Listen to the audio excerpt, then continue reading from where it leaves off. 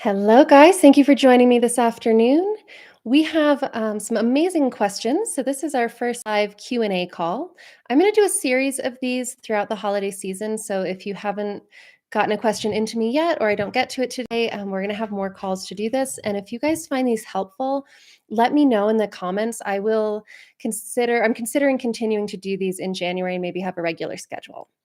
All right, guys, so we've got some great questions in the chat. I've had quite a few questions submitted ahead of time. I'm going to just go through and answer them one by one. If you'd like to ask a question and you haven't submitted it yet, please go ahead and drop it in the chat and we will get to as many as we have time for today. So I'm going to start with these two in the chat. Joe says, do you feel it is a good or bad idea that I privately communicate with my ex in an unwanted divorce, or must I only communicate through the lawyer? So, Joe, I wish I could just give you like a super simple answer here. The truth is that it really depends on the situation. I have seen some men, even though it's an unwanted divorce, have the ability in their relationship to maintain a pretty amicable connection. I've even seen people who are able to, reach an agreement just between the two of them without lawyers at all. I would not recommend doing that at all for anybody, even if you get along very well. Having that professional advice can be really helpful. Joe, so I would say for you, pay attention to those interactions with her. When you communicate and talk with her, and then, do you guys agree on something that then changes when it goes through the lawyers? Does it seem to activate you or her? Does somebody get upset or angry or anxious? How do you feel after that communication? Do you feel better when you go through the lawyers? The hard reality with divorce is that it's slow for most people. It's not always, but in a lot of states, the lawyer to lawyer communication can be very agonizingly slow. And I have a lot of clients who are like, I'm waiting weeks to hear back from my lawyer, to hear back from her lawyer, and it's really stressful.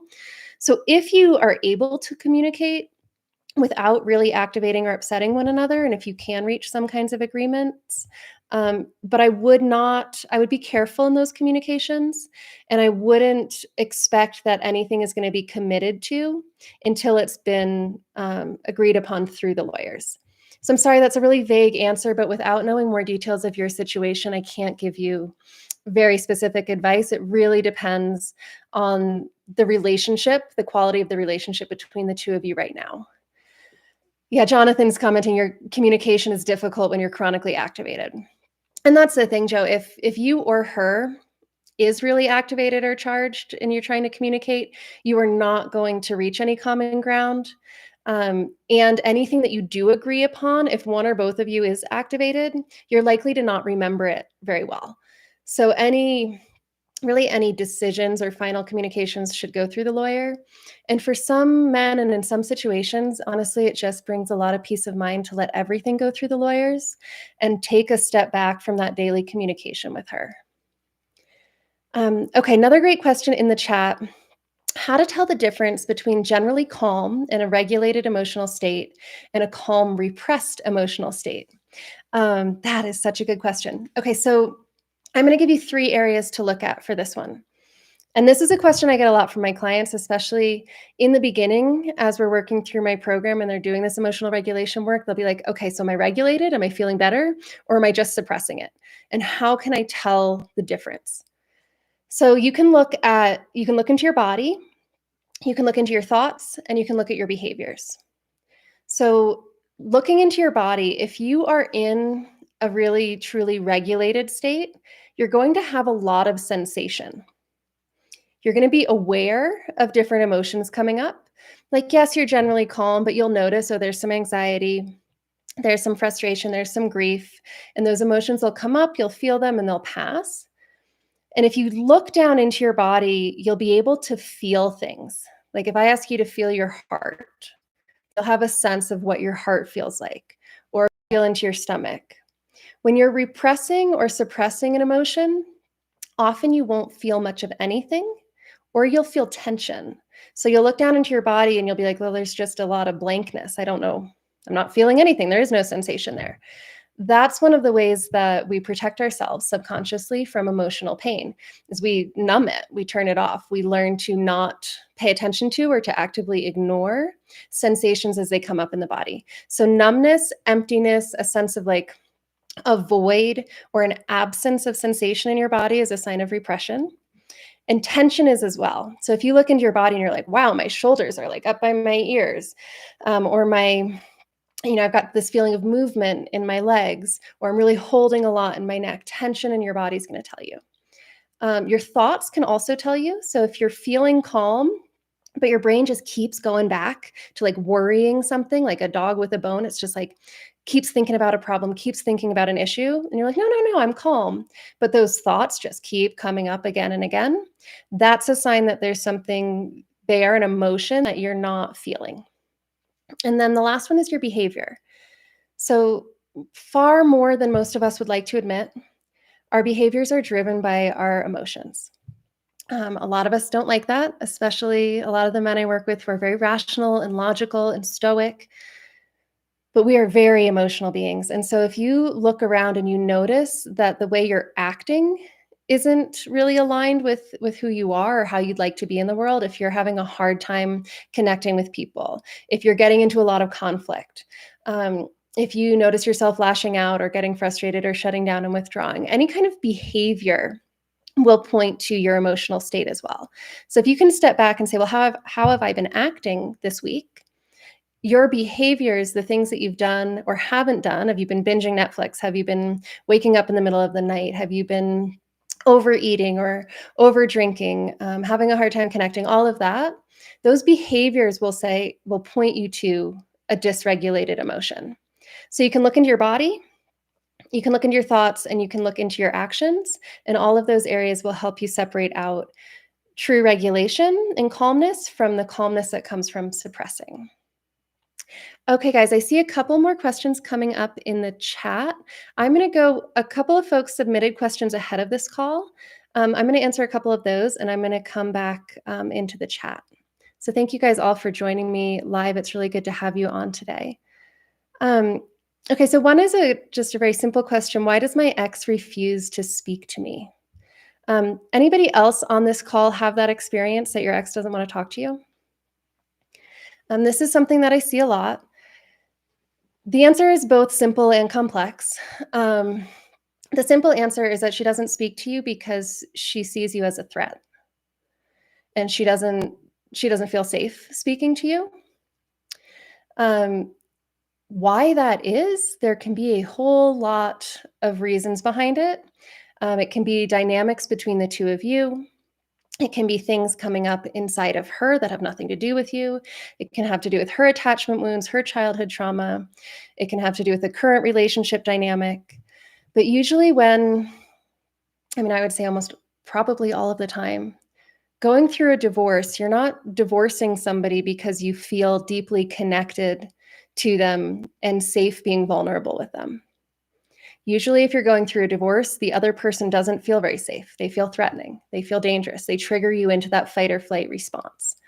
So if she's not talking to you, it's just a symptom of that, right? And we know that if you're going through this process that she already feels that way. And sometimes the not talking to you, sometimes it's about you being the threat. Other times it's the relationship itself feels threatening. And that can look a lot of different ways. Sometimes the threat is that she knows that she wants to, or she feels that she needs to move forward and out of the marriage. But there's a part of her that's having a hard time with that, that's still attached. So sometimes that not speaking to you is also because she doesn't necessarily trust herself, right? She's making this decision, but a part of her, you guys shared a life together, right? And I know a lot of you see your wives moving on and it seems like they're just fine and happy and everything's okay. But the reality is that this is not easy for anyone, even when they've chosen it. And as most of you know, as you're exploring these emotions in yourself, there's often a lot of conflict. Like there's a part that's like, I need to accept this and move on. And there's a part that's still holding on. She has parts in conflict as well. And so she might very well have a part that's like, oh my gosh, like this was my partner. I can't believe I am doing this, or it judges herself or even misses you. And so sometimes for her, not talking to you is part of how she's trying to deal with that inner conflict, because she doesn't trust you, or she doesn't trust herself, or she doesn't trust the relationship between the two of you. If you're experiencing that where she isn't talking to you, I would invite you to treat it as an opportunity. Take that time, step back, take care of yourself. Get support for yourself, do things that feel good for you, figure out what you feel and why you feel it and what you need to do to heal. If she's not talking to you, it's a great opportunity to shift that focus back onto yourself and your own healing and away from her. All right, guys, we're going to do one more of the questions here, and then I'll come back to the chat. So this is a good one. This gentleman says 40 years contain a lot of memories of holidays, etc. Our children are grown up. Yet when I get together with them, it is a struggle because all of our memories together included their mother. Eventually, does one close the door on the past another time in life? I see this not only with adult children, but often with young kids as well, right? That you're trying to be there for your kids, to be present with them, but everything is reminding you of her. And this is especially challenging at the holidays, right? Because for how many Thanksgivings, how many Christmases has she been a part of all of the memories? So there's a couple of things that I see happening. In the earlier stages, there is so much tied up with her in your mind that there's a lot of what I call dirty pain involved. Dirty pain is grief that is also connected to feelings like shame, guilt, regret, resentment, frustration, anger. And so it's messy. There's a grief for these memories, right? The last Christmas, the Christmases we spent together when the kids were little and now they're grown. There's all these memories and there's a sense of loss and grief there. But then that's also tied to all these other feelings, to how could she do this? How could she blow up the family like this? Maybe tied to the guilt or the shame around something that you did wrong or a mistake you made or the role you played in the divorce happening. And so there's a memory and there's grief, and then like layered on top of it are all of these other painful emotions. Right? So now here you are trying to see your kids, and not only do you have to deal with the grief of the lost memories and the grief of the past, you also now suddenly are being triggered into feeling anger and shame and guilt and regret and resentment and all of this other pain, and maybe also anxiety around the future. So in the earlier stages of this, what we have to do is start at the top layers.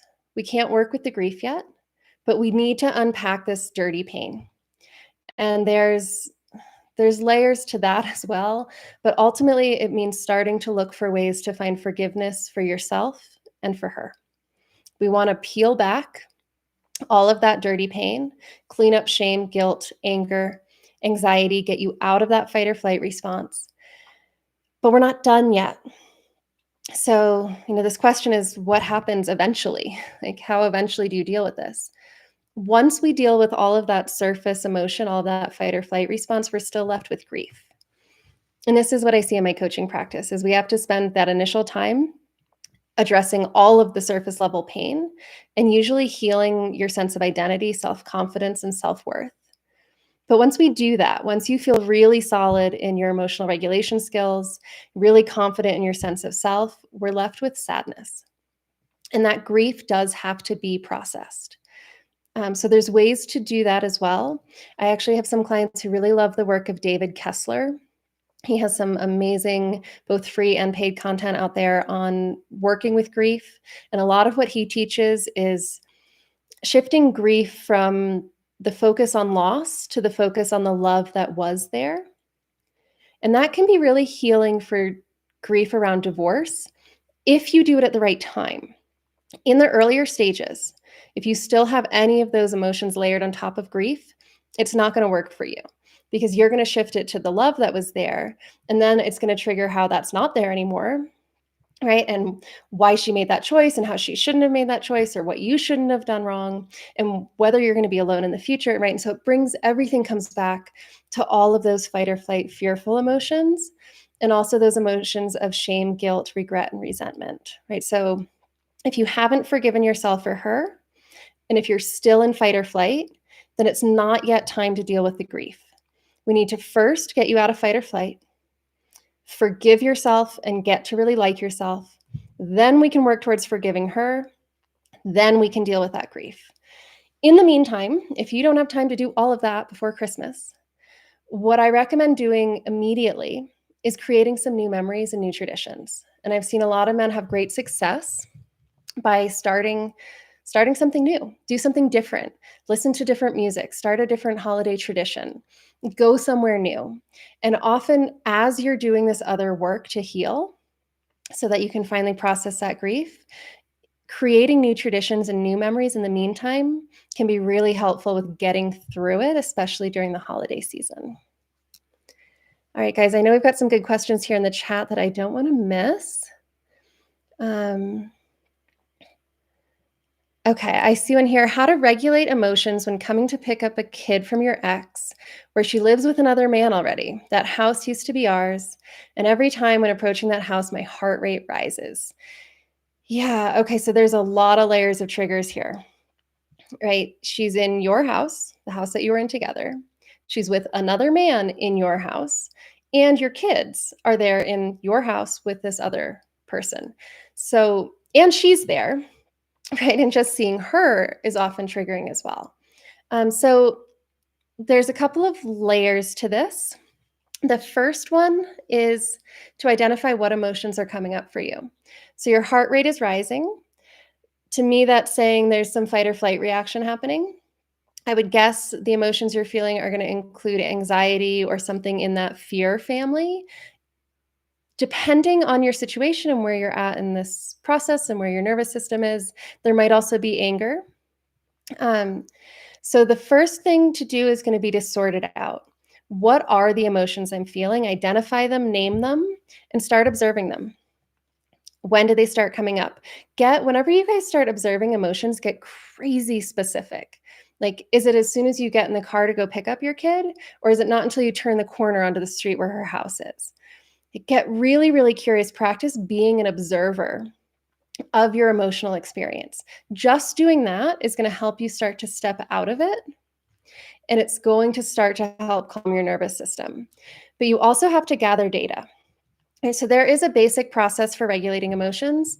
I teach it in my free masterclass. I'm not going to go through it all here, you guys, but I'll drop that there's a link I just dropped in the chat.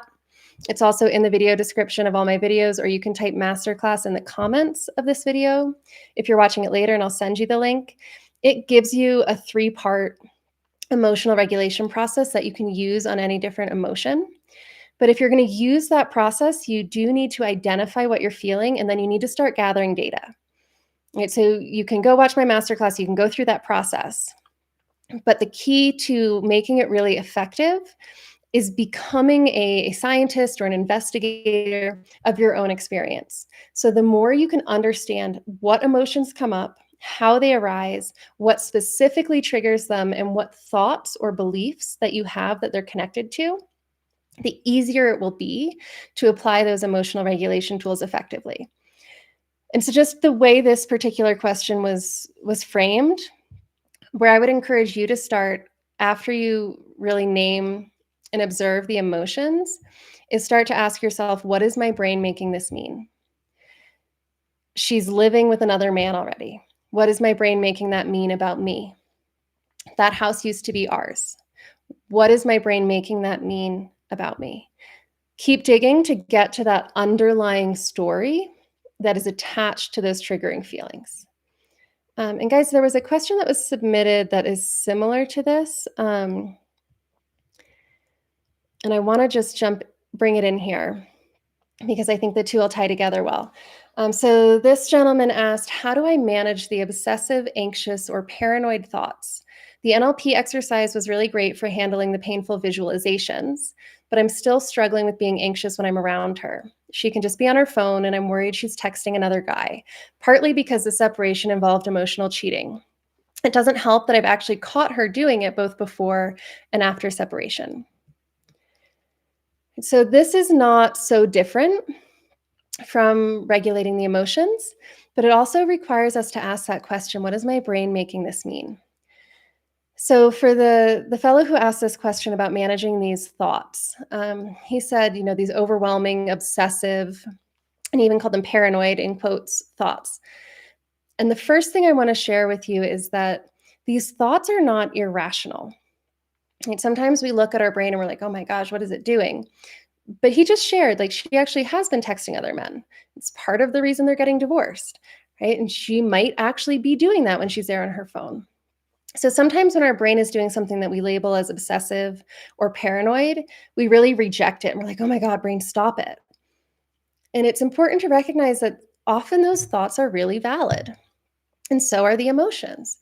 Right? So in this case, when those thoughts come up, like, oh my gosh, who is she texting? And the brain it has a reason to be thinking that way. Right? This isn't like paranoid in the sense that you're like imagining aliens are going to land in the yard and take you away, and there's no evidence of that actually happening. You have a lot of evidence of this happening. Right? And so your brain is just expecting, based on what's happened in the past, it's predicting what might be happening now and trying to protect you from that. So that would be the first thing here, is to just acknowledge these thoughts they're not crazy, they're not paranoid, they're valid. But then we need to do something that a lot of coaches call snorkeling, but it's really more like scuba diving. We need to go deeper. We need to get under the surface. So if you don't step in intentionally, the brain is just going to stay up in the thought process of like, who is she texting and what is he like and what is she saying to him and why is she writing him and not wanting to be with me? And we're just staying up there on the surface where everything is about her and what she's doing. We need to go deeper. What is my brain making that mean about me? Okay, she might be texting a guy. What if she is? And we can look at the if thens in our brain. If she's texting him, then what does that mean about me? And if you guys do this on your own, please do go into that masterclass and get the emotional regulation tools, because a couple of things are going to happen. You're at the surface. There's all of this ruminating, obsessive thinking happening, probably a fair amount of anxiety. Then this guy's going to go in and he's going to say, what is my brain making it mean about me? And it's probably going to be something like, if she's texting another guy, it means she doesn't want me. And as soon as you notice that thought, she doesn't want me, another flood of emotion is going to come up. There's going to be pain or anger or fear there. And so this is why it's kind of like scuba diving. We go down under the surface and we go a little deeper, but then we have to stop and equalize. And in this case, the equalizing is the emotional regulation. If we keep going deeper, trying to really get to the root of these thoughts, and we don't stop and regulate along the way, you're going to get overwhelmed by what you're feeling. So we peel back a layer, we stop, we work with those emotions that just came up. Then we say, okay, if she doesn't want me, then what does that mean about me? And we go a layer deeper. And it might be something like, well, that means there's something wrong with me. Or that means that I'm not lovable. Or that means that I am going to die alone and no one's ever going to love me again. And as soon as we acknowledge that belief, another wave of emotion is going to come up. So I hope you're seeing, as we go through this, we need to get under the surface of what she's doing and find those deeper beliefs about yourself and about your future that are driving those thoughts. And so to do that, we've got to regulate our emotions along the way. And eventually, if you go deep enough, what you're going to find are your core wounds. And a lot of people call these attachment wounds, or they can be wounds from childhood trauma. But at the root is going to be a belief that you learned was true about yourself, that you've been carrying in some way or another throughout your relationships for most of your life. So both with the emotions around picking your kids up at the house or just around being around your ex, anytime your brain is worrying about her, triggered by her, it's an invitation to go deeper, looking at both the thoughts and then working with the emotions that come up. And if you go deep enough, you'll find those core wounds that you eventually can heal. And that is what is going to set you free to feel safer in your relationship with yourself, but also to have healthy relationships in the future. You can heal those deeper attachment wounds. All right, guys, I'm going to go to Mike's question. He says, what to do when she says she can't forgive you? Mike, if you are still with us, would you just clarify if you're trying to reconcile with her or if you're going through the divorce process and just trying to, have a reasonable co-parenting relationship or something like that? So if she says she can't forgive you, It does kind of depend on the context of what that means, but I would invite you to start with what comes up inside of you when she says it. So if she says she can't forgive you, how do you feel? Where does your brain go? And often, if she says she can't forgive you, it often triggers a lack of self forgiveness as well. And because she was the person, right, who was your person and your partner and the person you were going to share your life with. And if she's judging you in this way, or if she sees something so bad or so wrong in you that she can't forgive you, it often, in my experience working through this with clients, it often brings up this fear, like, what is so bad about me? What is so wrong or unforgivable in me? And often, and especially if we haven't worked through those attachment wounds or those childhood wounds yet, often there is a really deep-seated sense that there is something wrong, there is something bad in you, and she's just seen it, and now she's not going to forgive it. So this is another invitation to do that deeper work on yourself. In terms of what do you do with her, don't push it. Like, it is not your job to make her forgive you. It is not your job to earn her forgiveness or to prove yourself worthy of her forgiveness. And usually, if you try, it will backfire. Because if she is saying she can't forgive you, then in this moment, we're coming back right to that idea where she says, or I'm sorry, where I was saying at the beginning that she sees you as a threat.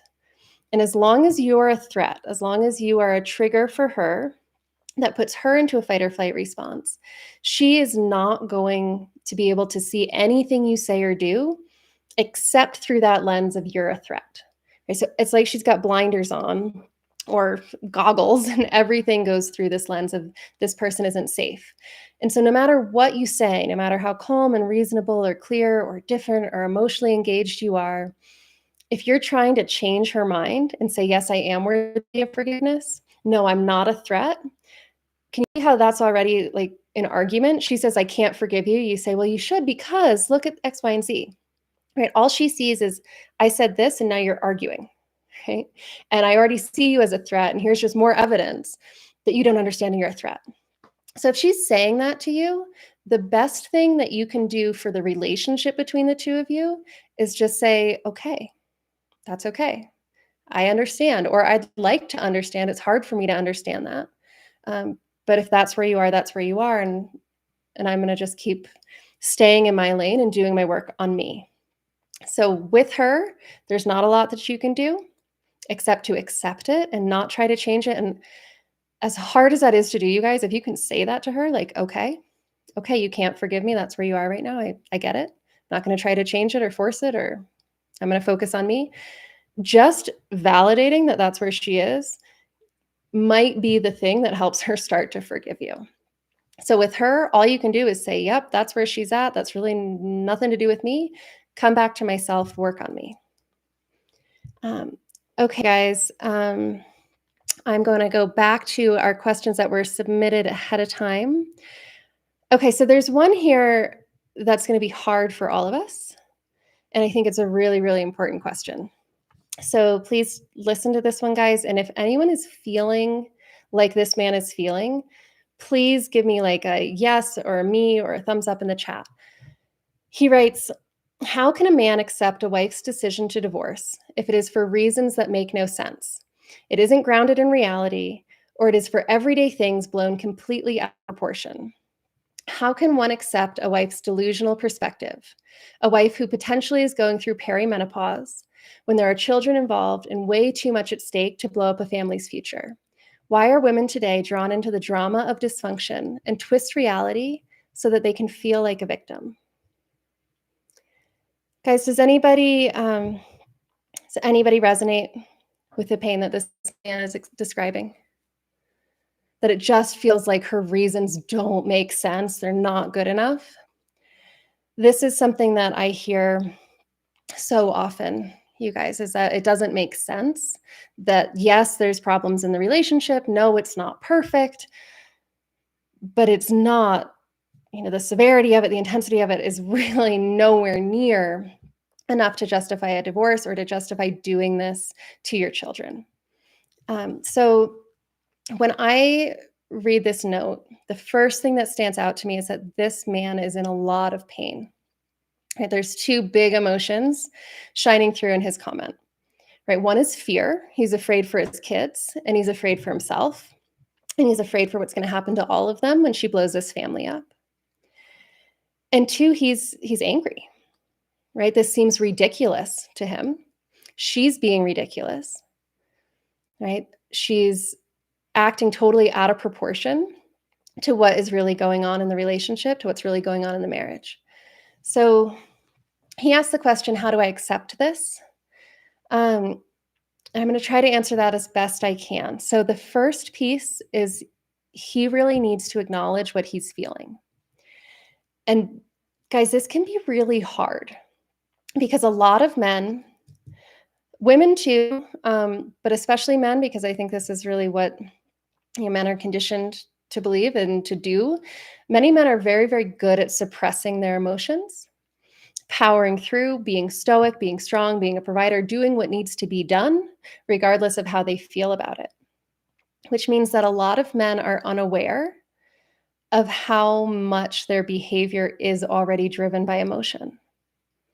Okay, and so this man who's writing it, I could speak to, for him, accepting her decision to divorce, he's not going to be able to accept it until he's able to understand it. And to understand it, he needs to be able to understand the intensity of what she is feeling emotionally.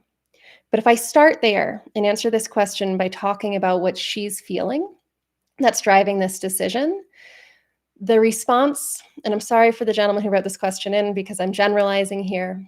This might not be exactly your response, but when I've had this question in the past before, and I start talking about what she's feeling and how she's experiencing it, the response I often get is like, oh my God, she needs to get over it, right? Get her emotions under control and do what's right for her children and for her family. And it's not that big a deal.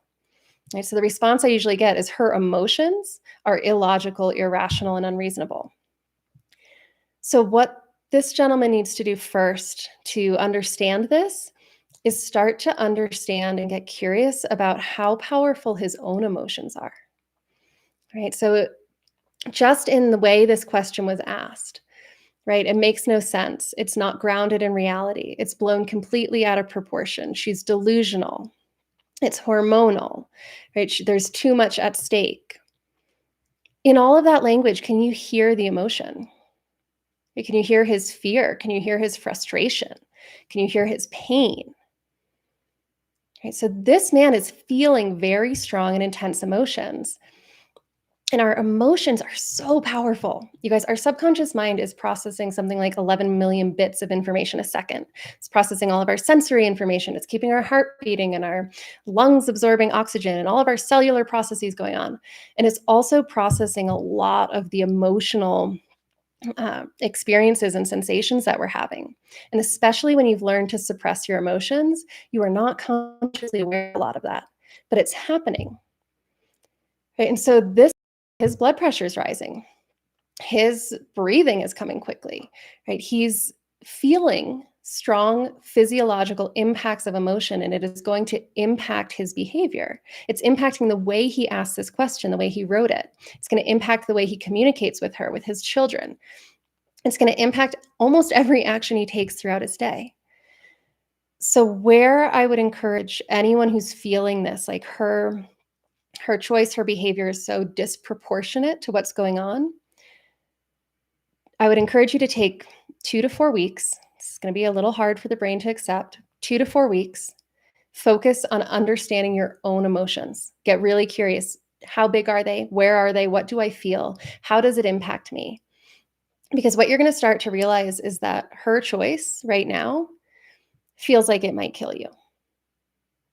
She's leaving this marriage. She's hurting your children. She's blowing up the family. What's going to happen to you? What's going to happen to them? And when you slow down and you really start to look at those emotions, at those feelings, you're going to start to realize how huge they are inside of you. That this feels incredibly unsafe, that it feels dangerous and risky, and that it might even feel like you could die. right? And people do die going through divorce. And so once you start to realize and understand the magnitude of your own emotions and how they're impacting your behaviors, then you're going to be able to look back at her and start to understand, not just intellectually, but emotionally, the intensity of what she must be feeling to take these actions. And that's the only place where I see real acceptance, is the word that this gentleman used. How do I accept this? I don't think it's easy or maybe even possible for our brains to accept things that we just don't understand. Her choice is driven by emotions. It is not because she is a woman and women are inherently emotional in a way that men are not. If you take the time to try to understand your emotions deeply enough, what she's doing and how she's feeling is going to make a lot more sense. And it's important because no matter what happens, understanding that is going to help you manage it. Because if you're going to reconcile with her, that's not going to happen as long as you think that she's delusional and everything she's doing is out of proportion. There's no room there for real intimacy, vulnerability, or safety between the two of you. And it's also not going to happen. Well, even if reconciliation doesn't happen, you have children together, right? And you've got to go through this divorce. There's going to be some level of communication that continues between the two of you. And having that understanding is going to make all of that so much easier. Okay, we could probably have a whole video on that topic. I want to thank the fellow who sent that in for asking that question. We've got some new folks joining us. Thank you, guys. We're going through some questions here in the chat and also some questions that were submitted ahead of time. Oh, I'm going to skip to one question that was submitted ahead of time because it's similar to what we were just talking about. Somebody asked how to deal with bad outcomes from withdrawal of medication. And so, that last question was about like when she seems delusional or her behavior is totally out of proportion. Sometimes, and I want to be careful here because this is not as often as you think. Sometimes there truly is a deeper underlying mental health issue that is driving a lot of her behaviors. So if your wife or ex-wife has a documented diagnosed history of depression, bipolar disorder, generalized anxiety, there's a lot of different things that can be going on. Sometimes, and again, it's very, very easy on both sides to label each other, right? The wives are labeling all of you as narcissists and emotionally abusive. It's easy for men to come back and say, well, she's hormonal or she's bipolar or she's got some other mental health issue. Sometimes there really are mental health issues involved. Again, not as often as we think. And so in this case, this fellow who's asking about how do you deal with these outcomes from medication withdrawal, when you're dealing with somebody in a divorce who actually does suffer from a mental illness and who is changing medications or going off of medications, their reactions are going to be a lot more volatile than even the normal volatility of a human in fight or flight. So I should preface this, I am not a psychiatrist. I am not in any way qualified to diagnose anybody or really speak to diagnoses. But what I can tell you is that most mental illness is, in one way or another, a response to different forms of trauma and the ways that people have survived it. When you look at somebody with a mental illness, especially if it's your spouse going through this, the important thing that I would recommend for dealing with those outcomes is to separate out the healthy version of them from the sick version of them. So there's the healthy woman that you knew, that you married, that you connected with, and then there's her survival self. There's her depressed self, which is just somebody in a freeze state. There's the aspects of her bipolar self. And all of us have these different aspects of our personality. In my Better Beyond Divorce program, I help my clients explore the healthy self, the survival self, and the wounded self. It's one model of looking at the different ways that we show up and behave when we're feeling safe versus when we're feeling activated versus when we're feeling trapped. Right? So any human being will behave differently in fight or flight than they will when they feel safe. When you add in a mental illness, we're adding in more levels of volatility to that. But the same kind of principles can apply. Right? If you're talking to your ex-wife and she's in fight or flight, if she's angry or anxious, or if you are, there's not going to be any communication happening. And because when somebody's in that state, the way they see, the way they hear, and the way they think is different than when they feel safe. And it's different in that it's hyper focused on the threat and the danger. Makes it very, very hard for them to step back or see a bigger picture or see things from somebody else's perspective. And so there's really no room when you or somebody else is in fight or flight for real communication. And the same thing is true when somebody has a mental illness or is going through a withdrawal reaction to medications. So you want to do two things. One, you want to remember that they have a healthy self, that the person that they're showing you when they're in fight or flight or when they're coming off of these meds, that that's not the entirety of who they are. But you also want to be aware of that's who they are right now.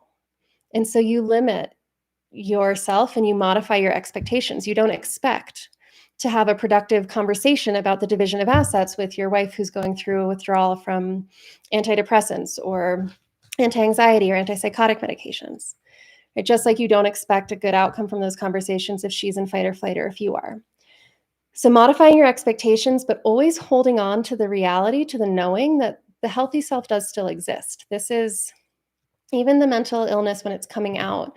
It's an aspect. It's a place that they go, when they're in a certain place of stress, but doesn't mean that the healthy self doesn't exist. All right, guys, we've got new folks joining and some great stuff coming up in the chat. I'm going to try to catch up on some of our questions here. Let's see, guys. Thank you all for being so active here. I'm sorry I'm not necessarily keeping up with the chat as well as I would like to. Let's see. Jacob is asking, my wife has filed and made it clear she is done. Ooh, what can I tell her to make her reconsider? I know the answer is to move on, but I feel like I need to fight for our marriage. Thanks. Jacob, thank you for asking this question. I will tell you, I don't think I've ever worked with anyone who didn't at least have some part of them that wanted to fix it. So it's really normal.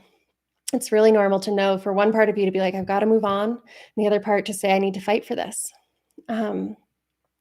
So this is a place where a lot of men get stuck because they don't feel like they can do the work of moving on. Like that's somehow giving up, letting go, accepting the divorce. And so they stay in this, I'm going to fight for the marriage. And what does that look like? Like, how do you fight for it? And if you're watching YouTube and, are taking some of these how to fight for your marriage, save your marriage kinds of courses, what you're probably learning is that, actively fighting for it doesn't really work, right? You can't beg and plead for her to change her mind. You can't argue with her. And all of those actions really create more disconnection and tend to solidify her choice. Right? And so here is the key. If you're in this position where a part of you says, I got to move on, and a part says, I need to fight for this, the actions you take to move on or to fight for it are exactly the same. Right? So the only time I work in, my program is called Better Beyond Divorce. I primarily work with men who are moving on from an unwanted divorce. However, within that program, I do see people reconcile. I've seen them reconcile during separation. I've even seen them reconcile after the divorce has been finalized. And I've also worked with a lot of men who have spent 6 months, 12 months, 2 years fighting actively for the marriage before they come into my program. And so what I have learned from that, from seeing these men, the ones who reconcile and the ones who don't, I have never seen, and I'm not saying it's not possible, but in my experience, I have never seen anyone reconcile until they had fully accepted the divorce. Because the marriage you were in, if she has filed and made it clear that she is done, then the marriage that you had is over. It's done. That relationship is finished. And if you are going to reconcile, you are not going back to what was. You have to be going forward into something different because she's done with the relationship that you had. She doesn't want to do that anymore. And the only time I've seen people reconcile and it actually stick is when both partners come together to create a new and different relationship. And so This is tricky because if you really accept it, and it's kind of ironic. I do see this a lot. The guys who do reconcile, they are always coming to me and saying, Rachel, what do I do now? I finally accepted it. I've finally let go. I'm feeling okay. I finally realize I am going to be okay. Now she wants to talk. And now I don't know what I want. Now I have to figure out, do I want to reconcile with her? Has she done any work? Is she accepting any responsibility for her role in this? Is she willing to change and try to improve the relationship? And so I do see a lot of guys when it comes time to reconcile that they get frustrated because they've been wanting it so badly for so long, and it doesn't happen until they're finally in that place where they feel like they're going to be okay, even if it doesn't happen. And so your question is, what can I tell her to make her reconsider? I'm sorry, Jacob, because you're going to hate this answer. You can tell her that you hear her, that you understand that she is done with this marriage, and that you accept her decision. I know your brain is going to fight that and hate that and not want to do that. The reality is that the relationship you had is already over. And to create a new one with her, one that is healthier, one that lasts, one that she doesn't want to leave, one that you don't want to leave, to do that, it has to start from a place of a real willingness and desire to understand one another. And so if you're trying to make her reconsider, all she's hearing is that you're not hearing her. You're not understanding her. You're invalidating her emotions. You're telling her that she's wrong, that she shouldn't feel what she feels, that she shouldn't want what she wants.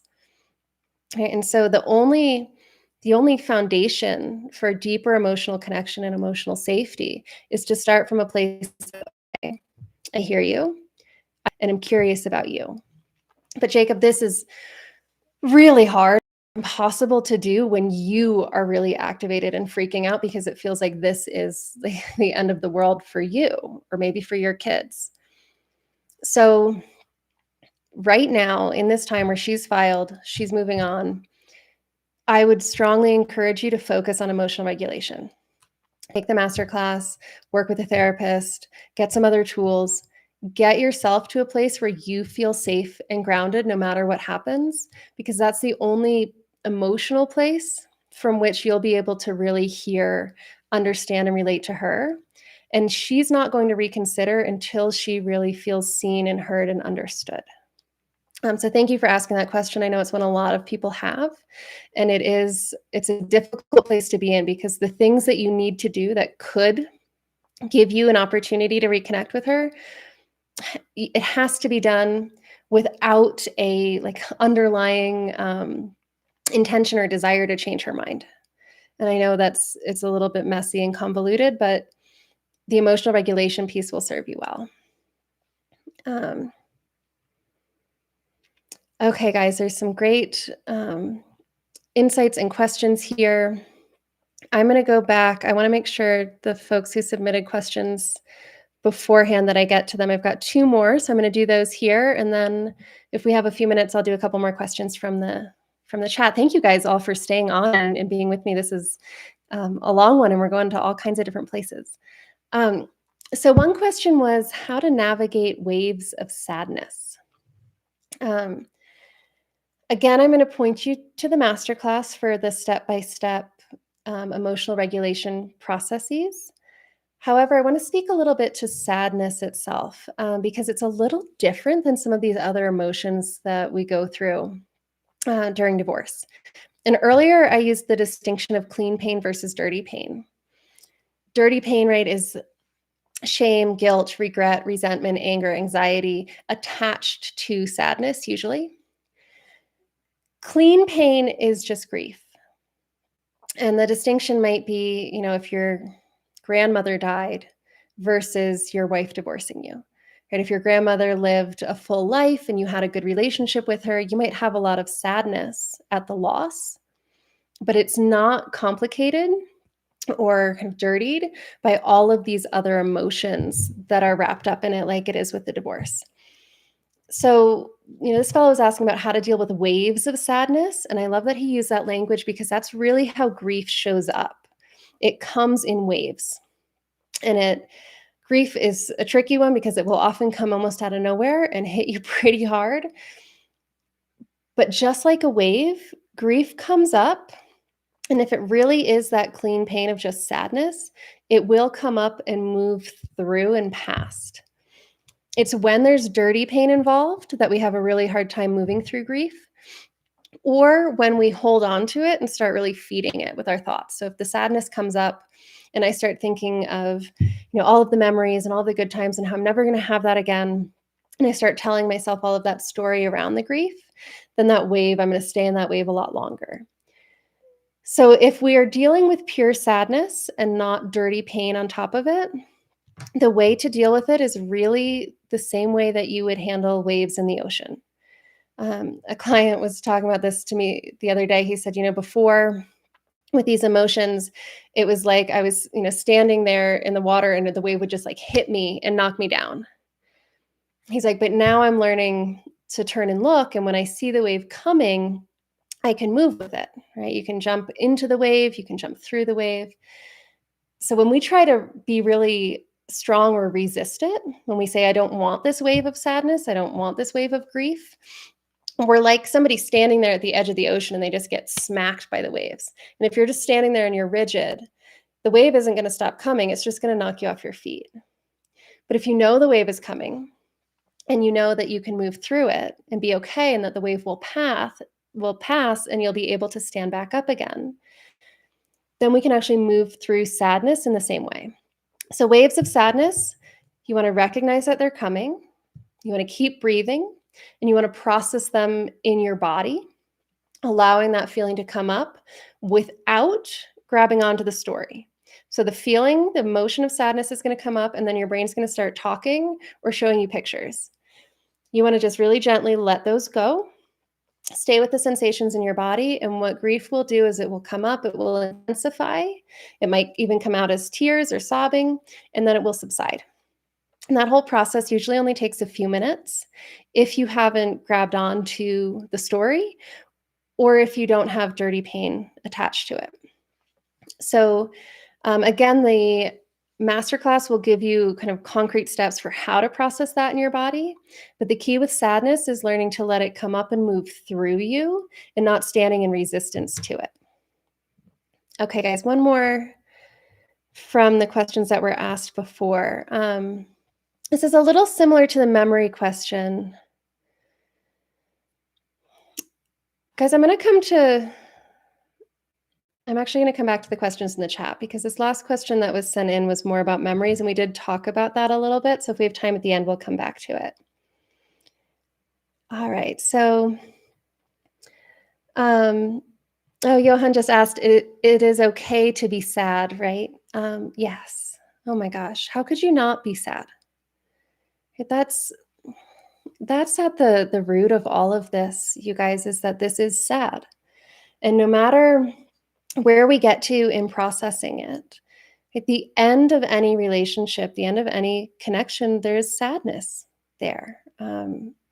There are things that are lost. This is a person that you love, that you shared a life with. Maybe you had dreams for the future with.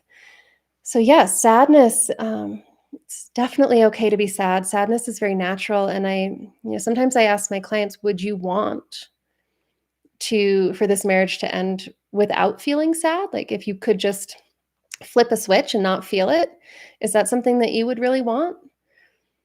And the answer I usually get is that that's not what they want, because if there was no sadness, there wouldn't have been any love, right? And the sadness is there because this mattered. This was important. This person was important. This life was important. So yes, sadness is totally normal and healthy to feel during divorce. And I actually think that a lot of the other emotions that come up are often there, including the fight or flight response, the anger and the anxiety. They're often there to try to protect us from sadness. And so if you start working with your emotions, what you'll notice is that a lot of times as you process the surface, if you process anger or fear or regret or shame, and you're with it and you're watching it and you're noticing it and you're letting it move, it will often shift into grief. This is anger almost every time. I work with somebody on anger. They're in the anger, we're working on the anger, and all of a sudden they're crying. Okay, and so learning to process sadness, learning to be comfortable with your grief and confident feeling it and moving through it, it is one of the most freeing skills that I think we can learn. If we can stop being afraid of our own grief and even be willing to feel it, we free ourselves from so many other emotions and thoughts. And there's so much of the turmoil and the pain going on inside of us is about not feeling the grief. We get angry so we don't have to feel the grief. We get anxious so we don't have to feel the grief. We go into fight or flight to avoid the grief. So sadness is not only normal, but learning to be sad and be comfortable with sadness and not get stuck in it is a skill that will help you with every other emotion that you're feeling. Oh, here's another good question. Why am I continuing to think I can get her back even after she is filing the divorce? Yeah, it's normal. A lot of men think that. Um, a lot of them still think it. They ask the same question even when she's dating somebody else, even when she's engaged to be married with somebody else. And they're like, oh my gosh, why is some part of my brain still thinking she's going to pick up the phone and call me? Right? I know it's not happening. If that's coming up for you, I'd encourage you to explore it. So, sometimes our brains have these thoughts and we just argue with ourselves. And this might be the case for you that the brain is like, maybe she'll come back. Maybe there's still a chance. And then the other part of your brain is like, oh, you fool. Of course she's not. She already filed. She's probably already seeing somebody else. You need to get over this and move on. And your brain's like, yeah, but maybe. Right? And we tend to just argue with ourselves. But never win. If you argue with yourself, you can't win. So instead of arguing, I'd encourage you to get curious. Why do you continue to think that? The part of your brain that thinks that, what is it wanting for you? Why is it holding on to that? If you were to let that go, what would have to change? What would you have to do? What would be lost? So bring some curiosity to that thought process instead of judging it or trying to change it or arguing with yourself. And you might get a lot more clarity. All right, guys, we've got just a couple minutes, and then I'm afraid I do have to go at the top of the hour. I want to thank all of you for being on with me, and I want to just give you guys a couple of links. I'm going to do another one of these calls next Monday. And if there's a question that you know you'd like to ask me or something you'd like me to speak to, I have a little form that you can fill out. I'm going to drop it in the chat now. If you click this link, it'll take you to a little type form where you can ask your question and submit it to me now. And that way we'll make sure that I get to it on the next call. And then if you want to go deeper into the how-to of the emotional regulation work, I do have a full class that teaches that, and it's free, and you can register for that here. Okay, let's see. I think see if we've got one more question that maybe I've missed here. I see a lot of good comments, you guys. Thank you all for your kind words and for being here. I'm sorry if I missed any questions as I was going through this. You guys, I think maybe I need somebody to come and be a good question organizer and hand them off to me. Let's see. Okay, there's one more question that I didn't see, and maybe it's a good one to end on. Alexander's asking, how do I get my wife to feel understood? So the best way to help somebody feel understood is to listen, to ask questions, and to truly stay calm and not take anything they say personally. So if you want your wife to feel understood, but she's saying things that are really triggering, like she's calling you a narcissist, or she's saying something is always your fault, or you never do this, or you never do that, what happens? Right here, you are being attacked. Your nervous system starts to go into fight or flight. You get anxious, you get defensive, you feel threatened. She seems like a threat. And now, even if your words are curious and kind, even if you're quiet and trying to listen, something like 80% of human communication is subconscious, right? It's through our body language, our tone of voice. When you go into fight or flight, there's all these little changes. The way you hold yourself is different. The eye contact you make is different. The tone, and not just the tone, but like the variation in sounds in your voice change. Your ability to hear subtle changes in tone changes. Your ability to see and understand certain things changes. So if she says something, if you're trying to listen and understand her, and she's saying things that are upsetting you, your body language is going to communicate that you don't like this, that you don't like what she's saying, and she's going to feel misunderstood. And this is why so many couples have a hard time, even when they go to couples therapy, learning to really speak and connect and understand each other, because they're both triggered. And so all their subconscious body language and voice is communicating that they don't feel safe and that they feel like the other person is dangerous. So even if your words aren't doing it, your body and your voice might be blaming her as she's blaming you. So, Alexander, this is not to make you feel hopeless with this. It's just to highlight how important emotional regulation is. Because if you can really regulate your nervous system and stay calm, you'll be able to hear what she's saying and not take it personally. Right? Even if she's saying, "Oh my gosh," and then, "I always have to pick up the kids and you never even help with the dishes and da da da da da."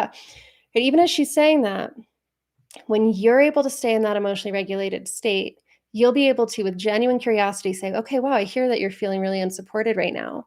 Can you tell me more about that?" That phrase, "Can you tell me more about that?"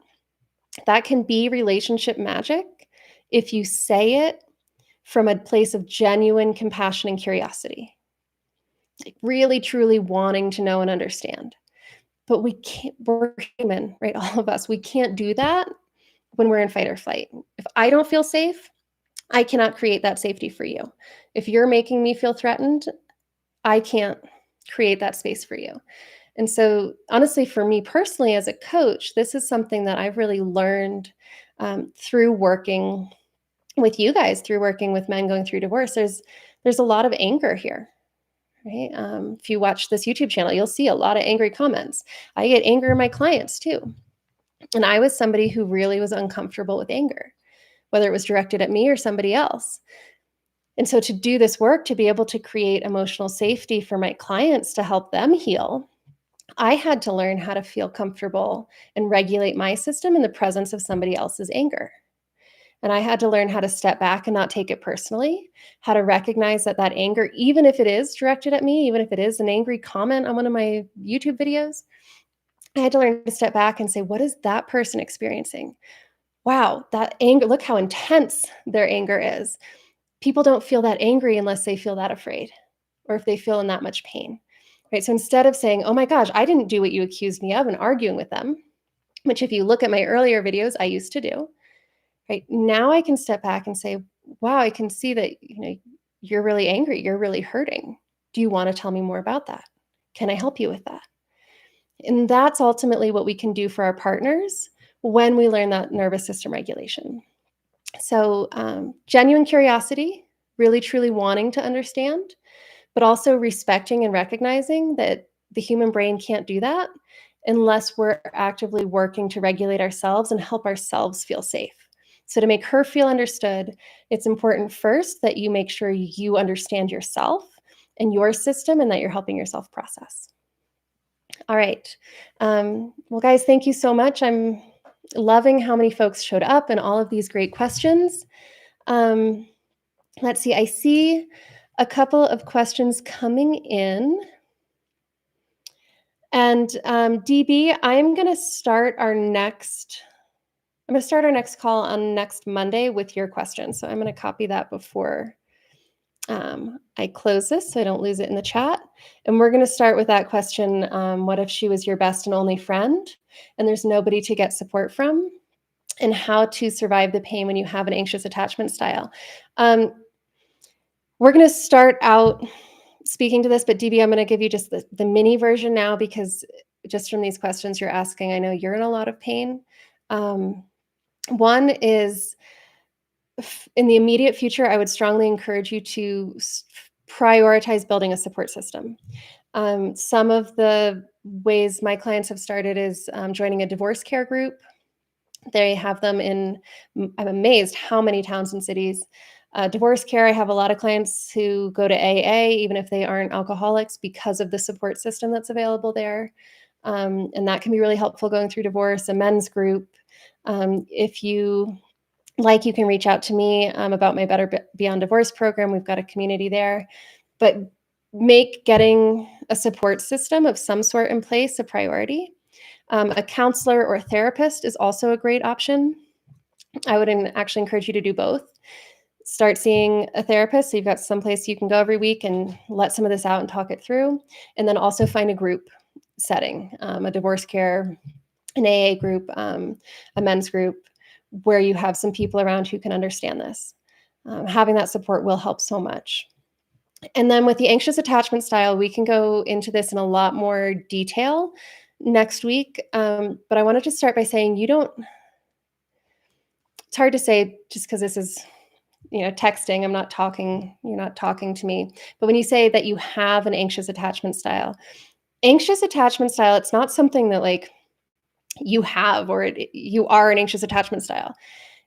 Anxious attachment is just a pattern of behaviors that you learned as a child to survive in your relationships. Okay, that's all it is. It's if it's a good model for understanding how you're likely to respond when you're in fight or flight, when you don't feel safe. But it is not something that you have to keep. It's not something that can't be changed. And by bringing awareness to it, by getting curious, what are these emotions that are driving me? How do I feel that anxiety? Where did it come from? How did I learn anxious attachment as a child? The more we can start to understand our own patterns, the easier it becomes to recognize them in action and start to shift and change them. So, the how to survive the pain when you have an anxious attachment style, get very, very curious. Learn to start observing the pain that you're feeling, learn to start observing your behaviors. Um, Again, the masterclass will give you more tools for how to do this. And next week, we can do a little deeper dive into attachment style because as useful as it is, attachment styles really are just a model. They're not, and they are not something that's like, oh, now I'm anxious and that's who I have to be for my whole life. It's like, no, the anxious patterns, those types of behaviors are just how you likely react because that's how you've always reacted because you never learned how to react a different way. But you can learn how to react a different way and you can learn to feel safe within yourself and in other relationships. All right, guys. Thank you so much for joining. I can see we could probably go on here for quite a while, and I really appreciate all of you showing up, your kind words, your great questions, and I really look forward to doing more of these live Q&As. So we'll have one next week. I think it'll be an hour later than today's, but I will publish the details for that. And if you want to submit a question ahead of time, please do fill out that type form or drop me an email. All right, guys. Thank you all for watching. I will see you on the next live.